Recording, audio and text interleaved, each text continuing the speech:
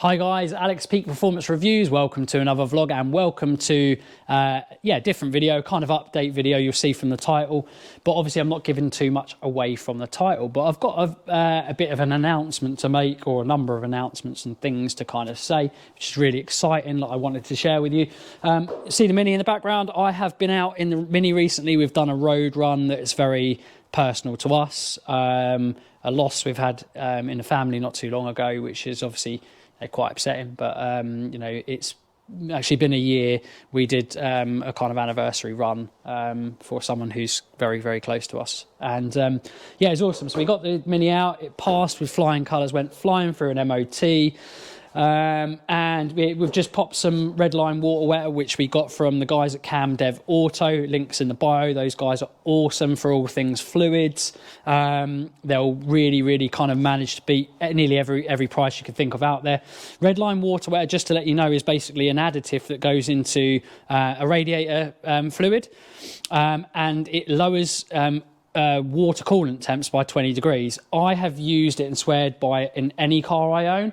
I remember the first time I used it, I put 2 in it because the tank in the Supra is really big, and you can actually see physically where the needle kind of almost sits, typically when it's warmed up, is lower than it normally would sit. So it's amazing. It's just crazy stuff. But anyway, on to the rest of the video.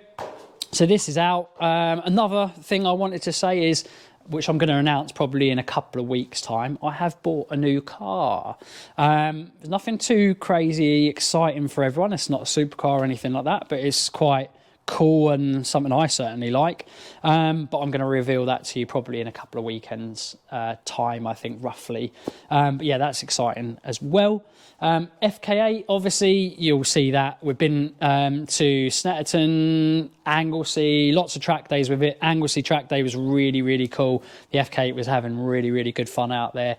We've since gone to EBC Blue Stuff pads. We're trying those, and we're also tried a few other little things like tyres as well, different tyres, Bridgestone Potenza Sports, the new Bridgestone Potenza Sports. Early signs are they're very good.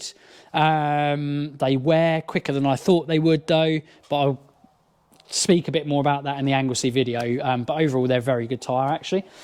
Other than that, Super update, it is obviously at Race Cow with Romain and the guys there. They have had the car for about a month or so, and they're basically doing probably less than that, but they're doing a full engine wiring loom on the car, all custom, bespoke, getting rid of all the rubbish and crap that doesn't need to be in there.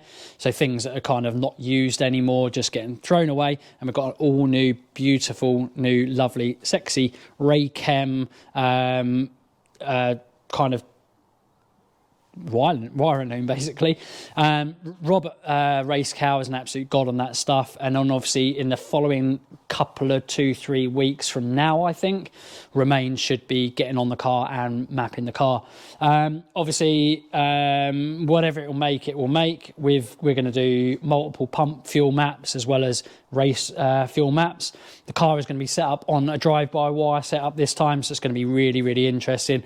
The car has been designed for multi-discipline, and it's going to be mainly track focused, believe it or not, but it's able to do hopefully crazy times in the half mile and top speed events as well. But the big announcement, guys, the big announcement that I wanted to tell you guys today is, drumroll, we are going to be doing UK time attack finally. Yes, this year before it ends at Snetterton round. So there's 2 rounds on the 23rd and the 24th. We're only going to do the 23rd, which is obviously the Saturday. I don't think it's the main day. We're gonna go down to Snetterton on the 24th, probably to the main day, which is like where the shows and stuff happen. But the 23rd is the day that we will be running and racing at Time Attack. And unfortunately, it's not going to be in the Supra. We're not quite ready yet with the Supra, but it's going to be in the FK8. And you would probably think that we're bringing a knife to a gunfight. We are going in Run What You Brung class, so it shouldn't be too crazy. Although, actually, Run What You Brung class has been easy up there with some of the kind of half decent mid-range to kind of higher end stuff in even club pocket rocket and stuff like that. So it's going to be a mad class. And we're going to just be there just to try and see how many people we can beat. We don't expect, I mean, it's highly unlikely a pretty much standard car is going to go out there. And I know for a fact that there's normally 400, 500, 600 horsepower Subaru Imprezas and Evos and stuff like that, even in that class.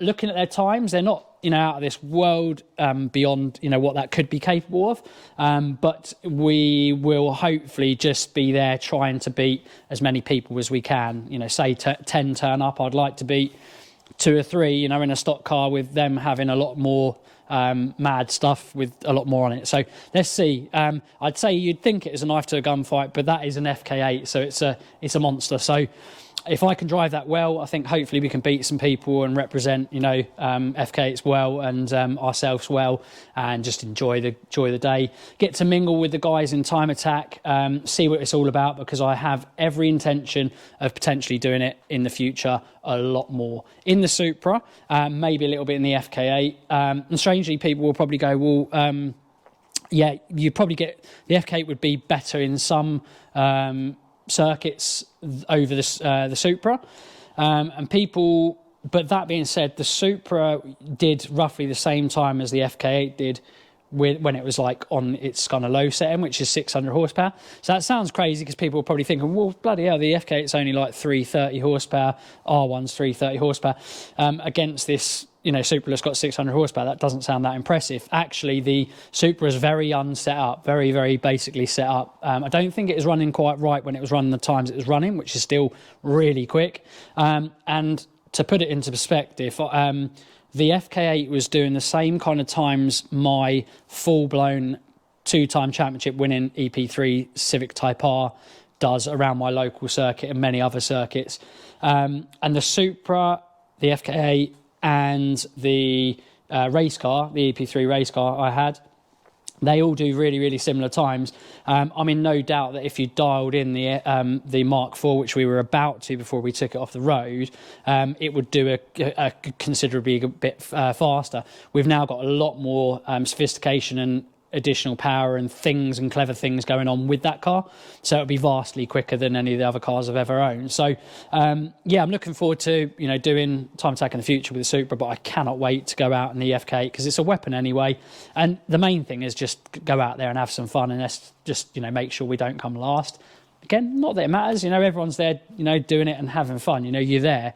But yes, let's see what we can do. Let's see how many people we can beat and have fun, enjoy it, and it's going to be cool. So, big announcement is we're doing Time Attack. I can't wait. So, really, really excited. Just wanted to share that with you guys.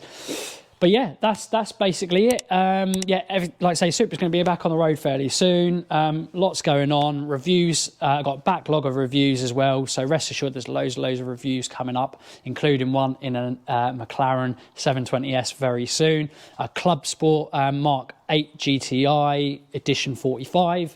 And many other exciting cars, including a Porsche GT4 as well, current gen. Guys, I hope you enjoyed. As always, like, share, comment and subscribe, and we'll see you again in the next one. Bye for now.